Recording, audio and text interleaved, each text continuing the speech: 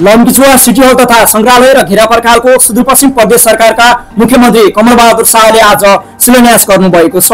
शिलान्यास कार्यक्रममा कैलाली क्षेत्र नम्बर 2 का प्रदेश सभा सदस्य रामेश्वर चौधरी, लम्कीचुवा नगरपालिका, मोहन्याल गाउँपालिका, बर्दोगोरिया गाउँपालिका, जानकी गाउँपालिकाका अध्यक्ष उपाध्यक्ष लगायत लम्कीचुवाका 1 देखि 10 वटा वडासम्मका वडाध्यक्ष लगायत अन्य जनप्रतिनिधिको उपस्थितिमा शिलान्यास कार्यक्रम सम्पन्न भएको हो। निर्माण हुन लागेको सिटी हल तथा संग्रहालयले यस क्षेत्रको सांस्कृतिक, शैक्षिक र सामाजिक गतिविधिलाई थप व्यवस्थित बनाउने अपेक्षा समेत गरिएको छ। बहुउद्देश्य रूपमा प्रयोग गर्न मिल्ने यस संरचनाबाट विभिन्न कार्यक्रम, प्रदर्शनी तथा सार्वजनिक सभाका लागि सुविधा पुग्ने समेत विश्वास गरिएको छ। उक्त भवनको निर्माण कार्य आगामी 2084 असोज 30 गतेसम्म सम्पन्न गर्ने समय सीमा तोकिएको छ। तोकिएको अवधिभित्र गुणस्तरीय संरचना निर्माण गरी नगरवासीलाई सेवा प्रवाह गर्ने लक्ष्यसहित योजना अगाडि बढाएको जनाइएको छ।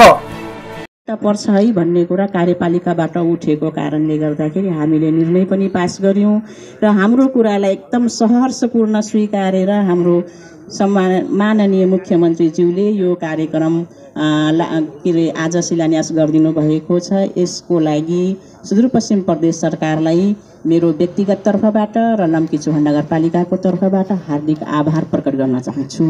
र अब सबै कार्यक्रमहरू त्यसमै लेखिसकेको छ र यहाँ विभिन्न सङ्घ संस्थाबाट, विभिन्न पार्टी पङ्क्तिबाट आइदिनु भयो। हाम्रो नगरपालिकाको यो गौरवको योजनामा आज हजुरहरू पनि सामेल भइदिनु भयो। यसको लागि हजुरहरूलाई एकदमै धेरै स्वागत गर्दै आफ्नो मन्तव्य अन्त्य गर्छु। पुनः यो कार्यक्रम सफलताको शुभकामना दिन्छु। धन्यवाद।